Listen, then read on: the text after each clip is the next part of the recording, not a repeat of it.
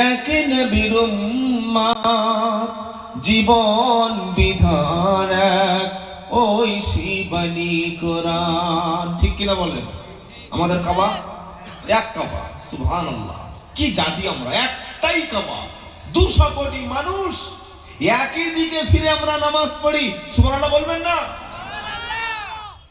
আমাদের কাবায় এক নবীর উম্মত, জীবন বিধান এক, ওই শিবানী কোরআন। তবে কেন এক নও হে মুসলমান, এক হও করি আহ্বান। আমাদের কাবায় এক নবীর উম্মত, জীবন বিধান এক, ওই শিবানী কোরআন। নারায়ে তাকবীর। কোরআন এসে আমাদেরকে এক করে দিয়েছে, আর দুশ্মনী নাই, আর শত্রুতা নাই। সুবহানাল্লাহ। তাই আমরা সকলে মিলে কোরআন শিখবো ইনশাআল্লাহ বলেন। এই যে মাস চলছে, এই মাসটার নাম কি? শাবান। এর পরের নাম রমাদান। রমাদান মাসের সম্মান এত কেন বাড়লো? আরো তো অন্যান্য মাস আছে। আল্লাহ পাক শোনাচ্ছে, শোনো। শাহরু রমাদানাল্লাযী উনজিলা ফীহিল কুরআন হুদাল লিন-নাসি ওয়া বায়্যিনাতিন মিনাল হুদা ওয়াল ফুরকান। কোরআন পৃথিবীতে এসে কি কি লাভ এবং মুসলমান ইমানদারদের জন্য কতটুকু কোরআন আমাদের ঠিক করেছে, সেই কথাগুলি আপনারা শুনুন ইনশাআল্লাহ। 1 নম্বর হলো আমাদের সবাইকে এক বানিয়ে দিয়েছে। আমরা সকলে এক বলেন, সকলে এক বলেন ইনশাআল্লাহ।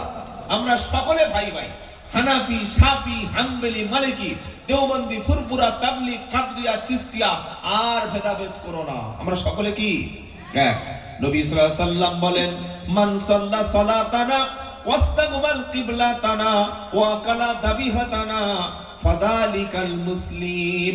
নবী সাল্লাল্লাহু আলাইহি ওয়াসাল্লাম বলছেন, তোমাদের কিবলাকে যারা কিবলা মনে করে, তোমাদের মতোই যারা নামাজ পড়ে, আর তোমাদের হাতের জবাই করা গোশত যারা খায়, সবাই কি মুসলিম। সকলে কি বলেন? মুসলিম। ভেদাভেদ করবেন না, ভেদাভেদ করবেন না। হ্যাঁ, বিভিন্ন মাসআলা আলাদা হতে পারে, কিন্তু আমরা কাউকে কাফের, কাউকে জাহান্নামী, ওই দল জাহান্নামী, এসব যেন আমরা না বলি। এখন আমাদের সবাইকে ঐক্য হয়ে সকলকে দ্বীন ইসলামের উপরে থাকতে হবে। থাকবো বলুন ইনশাআল্লাহ। দ্বিতীয় হলো, রমজানুল মুবারকের মাসের সম্মানকে আল্লাহ এত বাড়িয়ে দিলেন কেন? অন্যান্য সব মাস আছে, তার মধ্যে রমজানের ফজিলত এত গুরুত্ব কেন? আল্লাহ পাক বলছেন, শাহরু রমাদানাল্লাযী উনজিলা ফীহিল কুরআন হুদাল লিন-নাসি ওয়া বায়্যিনাতিন মিনাল হুদা ওয়াল ফুরকান। দ্বিতীয় পারা 8 পৃষ্ঠা, প্রথম লাইনের 185 নম্বর আয়াত, সূরা বাকারার মধ্যে আল্লাহ পাক শোনাচ্ছে, আমি আল্লাহ রাব্বুল আলামিন পবিত্র রমজানুল মুবারকের মাসে কোরআন নাজিল করেছি। এটা সবাই জানে, জানে না? জানে কি জানে না? রমজান মাসে কোরআন নাজিল করলেন, রমজান মাসে আল্লাহর শ্রেষ্ঠ বরকত নাজিল করলেন। আর আমাদের মায়েরা কি করে?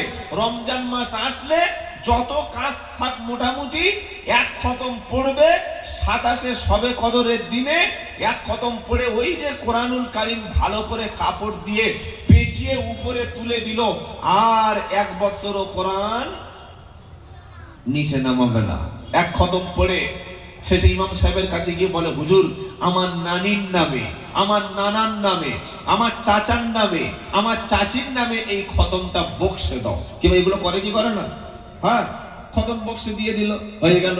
এইবার সারা বছর সন্ধ্যা 7টা থেকে রাত 10টা প্রত্যেকটি বাড়ির মহিলা, 100-র মধ্যে 90টা মুসলমানের বাড়িতে এখন টেলিভিশন, এলসিডি অথবা স্মার্টফোনে 7টা থেকে রাত 10টা এই 2.5 ঘন্টা 3 ঘন্টা মুসলিম মহিলারা, মুসলিম ভাবিরা, মুসলিম মায়েরা, মুসলিম বোনেরা একটা আশ্চর্য ধরনের জিনিস প্রত্যেক দিন দেখছে। ওর নামটা কি? তো বক্তা আপনারা, তার নাম কি বলেন?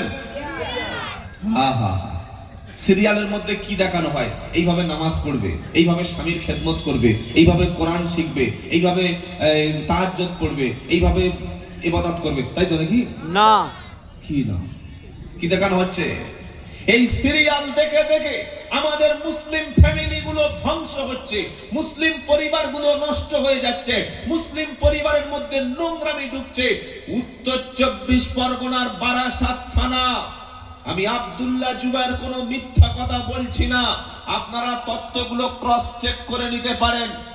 গত বছর 2025-এ মে, জুন, জুলাই 3 মাসে বারাসাত থানার মধ্যে 500 বাড়ির বউ স্বামী রেখে আউট। সুবহানাল্লাহ বলছেন নাকি? কি কে সুবহানাল্লাহকে বলে ধরে আনো?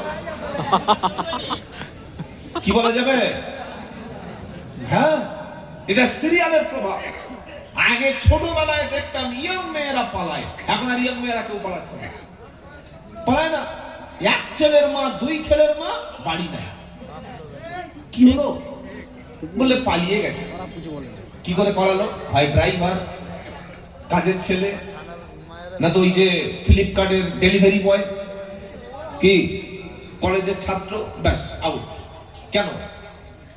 মুসলিম পরিবার ধ্বংস করার জন্য এইগুলি তারা করেছে। আমি আপনাদের অনুরোধ করে বলছি, যারা মুসলমান ইমানদার, তওবা করুন। বাড়ির মধ্যে টিভি সিরিয়ালের এই নোংরামি, অসভ্যতা আপনি বন্ধ করবেন ইনশাআল্লাহ। বলবেন ইনশাআল্লাহ। জলসা শোনার মানে হলো এই যে আমার মধ্যে পরিবর্তন আসবে, আমি আমার জীবনকে পাল্টাবো, আমার কাজকে পাল্টাবো, আমলকে পাল্টাবো, তবে পরিবর্তন হবে। নিয়ত করি ইনশাআল্লাহ। টিভি সিরিয়াল চ্যানেল যারা দেখে, তাদের চোখের দ্বারায় যে নোংরামি গুলো দেখে, কিয়ামতের দিন কৈফিয়ত দিতে হবে না? কি হবে, কি হবে না? কিয়ামতের দিন বিচার হবে অত্যন্ত সূক্ষ্ম। এটা থাক, একটু সামনে একটু আগে যাই, কিভাবে বিচারটা হবে ওটা একটু বলে দিই। কিয়ামতের দিন আপনাকে জান্নাতি বা জাহান্নামী এই বিচার ফয়সালা আল্লাহকে করে দিতে হবে না, বরং আপনি নিজেই আপনার বিচার করে নেবেন। বললে কি রকম? প্রথমে আল্লাহ পাক বলবে, কি বলবে? কি বলবে? ওয়াকুল্লা ইনসানিন আলজামনাহু।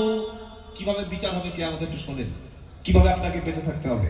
এই পৃথিবীটা তো শেষ কথা নয়, পৃথিবীর শেষ কথা। আমাদের পরবর্তীকালে একটা বিশাল লম্বা জীবন আছে, যার নাম হচ্ছে আখিরাত। যার নাম কি? আজকে যে ছাত্রদের পাকড়ি হলো, দস্তারবন্দি হলো, আরে এ পাকড়ি, এটা তো টাকা দিয়ে কিনতে পাওয়া যায়। আমরা তাদের সম্মান মাদ্রাসার পক্ষ থেকে দেওয়া হয়েছে, কিন্তু আসল সম্মান তো কিয়ামতে দেওয়া হবে আখিরাতে, যেদিন আল্লাহ রাব্বুল আলামিন ফেরেশতাদের মজলিসে কোরআন ওয়ালাদের বাপ এবং মায়ের মাথায় মান করা আল কুরআনা ওয়া আমিলা বিমা ফিহি উলবিসা ওয়ালিদাহু তাজান ইয়াউমাল কিয়ামা।